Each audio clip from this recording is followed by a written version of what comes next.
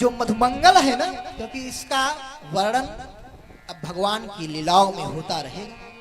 मधुमंगल भगवान का अनन्य भक्त और अनन्य सखा है।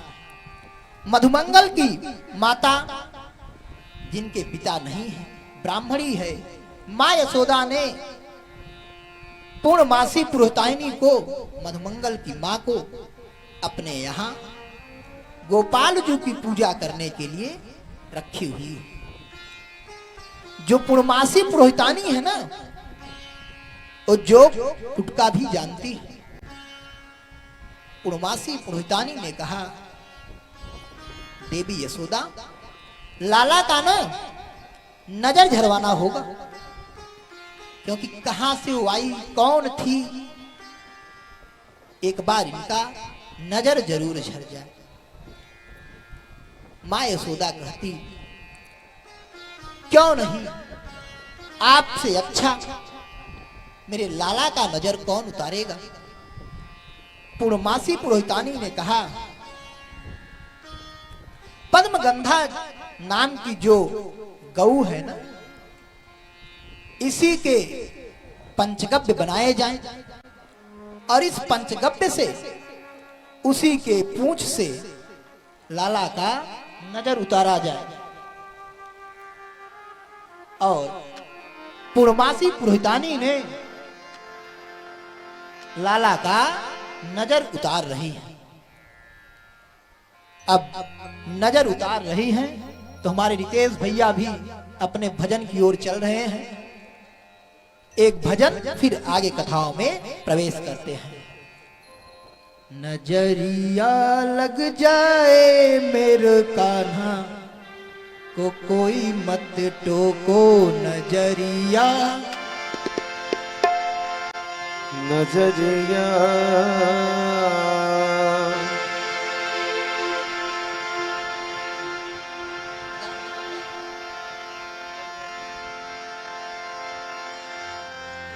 दिठौना लगाओ रे कोई कारो कारो, दिठौना लगाओ रे कोई कारो कारो, नजर कोई मारे नहीं कान्हा, नजर कोनो मारे हो ना कोनो कान्हा, नजर नहीं मारे ना कोनो कान्हा। दिठौना लगाओ रे कोई कारो कारो, दिठौना लगाओ रे कोई कारो कारो, नजर उतारो कोई कर कारो, नजर उतारो कोई कर कारो।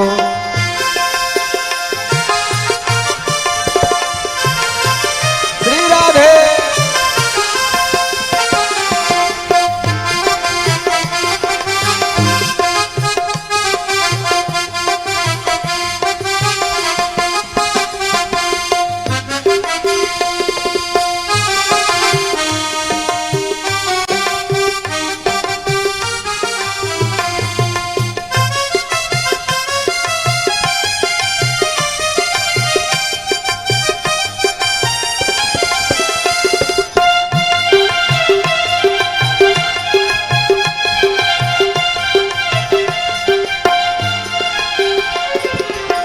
सावली सूरतिया पे मन मोहे तरसे,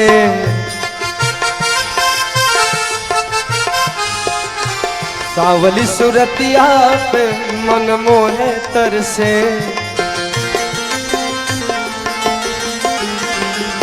सावली सूरतिया पे मन मोहे तरसे।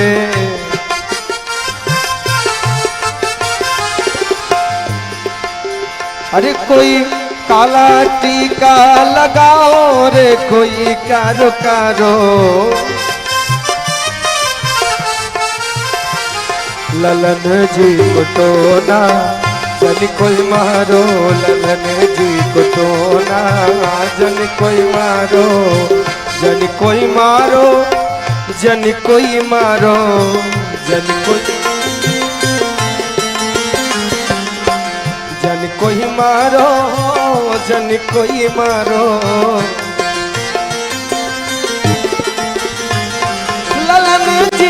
टोना, जन कोई मारो ललन जी को टोना, जन कोई मारो ललन जी को टोना, जन कोई मारो।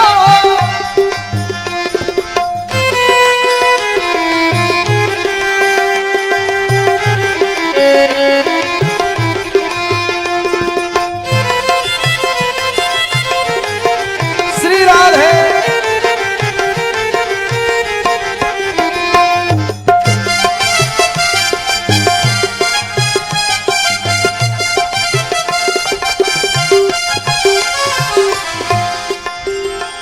प्रभु श्याम जी इतने सलोने हैं कि उनको कोई देखता है तो अपने आप नजर लग जाता है। क्या भाव है? काला तुलसी की, काला तुलसी गाँव किनार नवेली,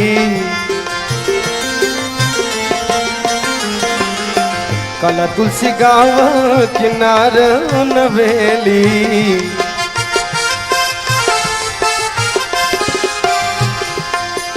अपने नयन संभारो, अपने नयन संभारो, ललन जी को टोना, जन कोई मारो ललन जी को टोना, जन कोई मारो, जन कोई मारो, जन कोई मारो,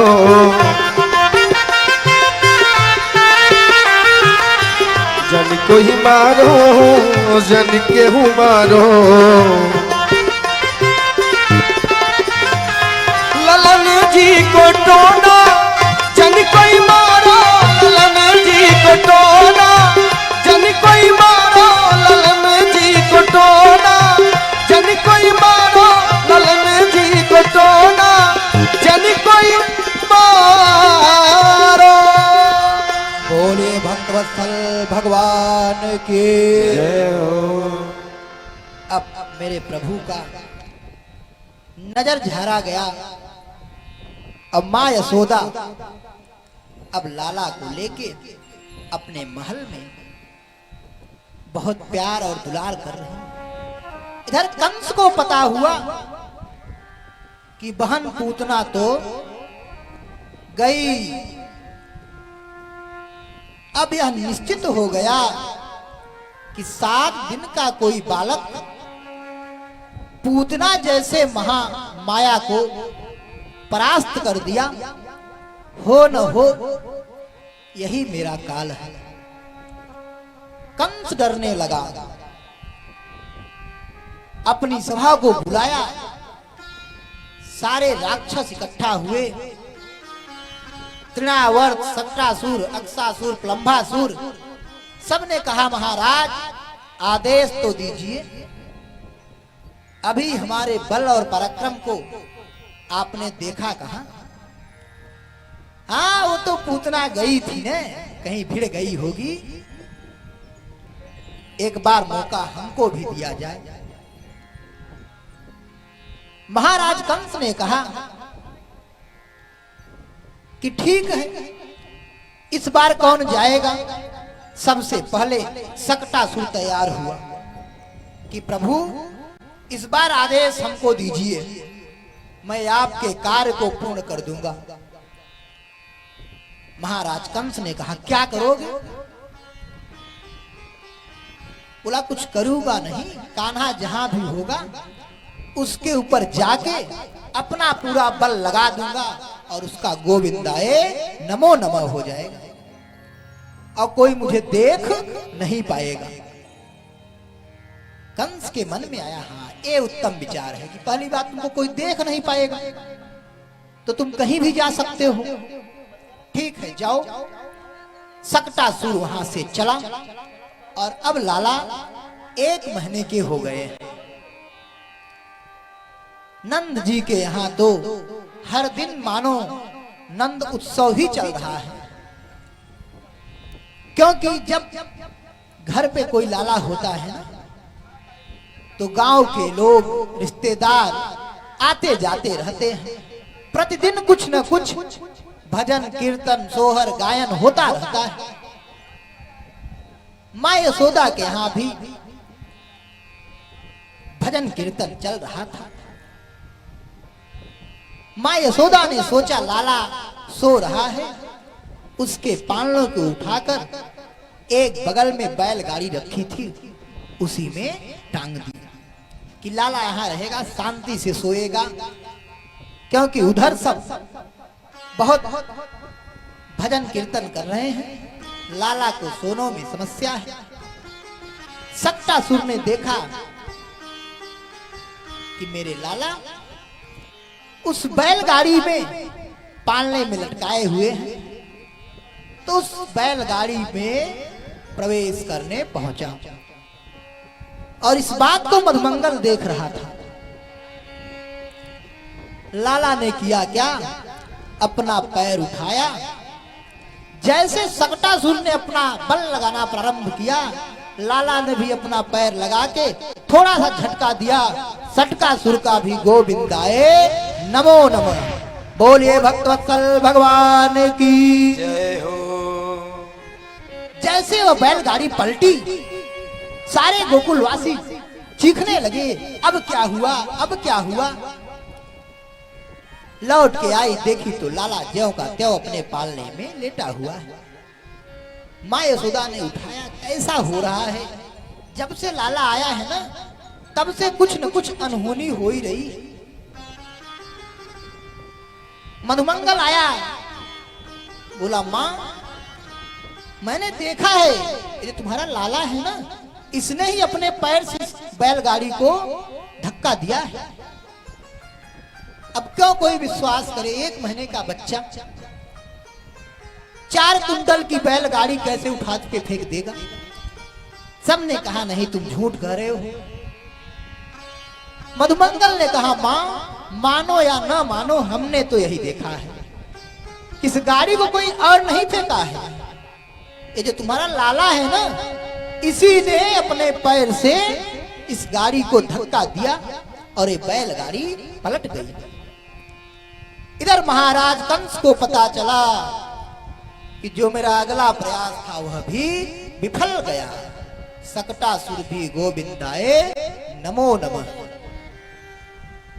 अब इधर मेरे भोलेनाथ जी के मन में आया कि 1 मंथ हो गए, 1 महीने हो गए और अब तक हमने अपने प्रभु का दर्शन नहीं किया।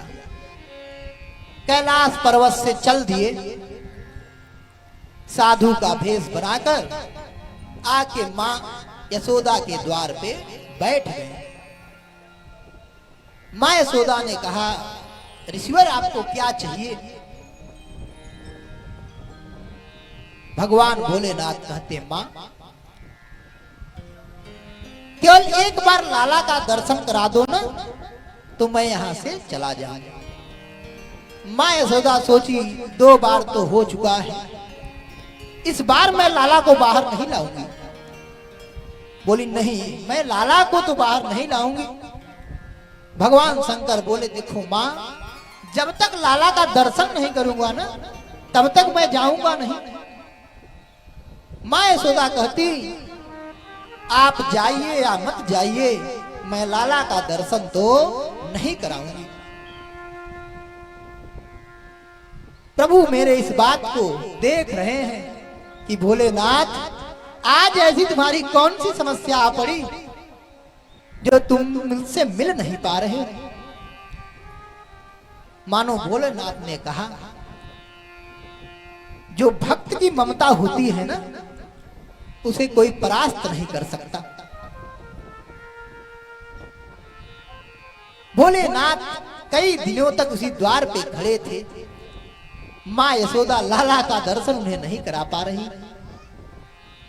नंद जी को लगा कि ये संत कई दिनों से हमारे द्वार पे बैठा है, आके पूछे गुरुदेव क्या बात है, आपको क्या चाहिए। भोले भगवान क्या बोलते बोलते मां से कई दिनों से कह रहे हैं लाला का दर्शन करा दो, मां दर्शन नहीं करा रही। नंद जी का हृदय पिघल उठा। बोले यदि कोई और होता तो इतने दिन तक इंतजार नहीं करता। कोई भक्त ही है जो मेरे लाला का दर्शन करना चाहता है। माँ यशोदा को आदेश दिया। माँ यशोदा लाला को भगवान शंकर की गोद में दी। भगवान शंकर ने मेरे गोपाल जी को प्रणाम किया और फिर वहां से चल दिए। इधर कंस फिर अपनी सभा का आवाहन किया कि इस नंद के लाल को कैसे मिटाना है। तो अगली बार त्रिणावर्त तैयार हुआ।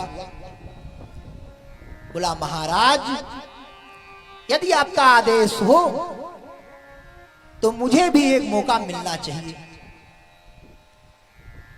कंस ने कहा, त्रिणावर्त तुम्हारी क्या खूबी है, बताते जाओ। त्रिणावर्त ने कहा, प्रभु मैं बौरण की तरह जाऊंगा और कान्हा को उसी में उठा के ले आके मथुरा के जंगलों में पटक दूंगा और उसका गोविंदाय नमो नमः हो जाएगा। कंस ने कहा ठीक है, जाओ तुम भी अपनी पराक्रम देख लो, कितना पराक्रमी हो। त्रिणावर्त वहां से चला। इधर माँ यशोदा मेरे गोपाल जी को दुग्ध पान करा रही है।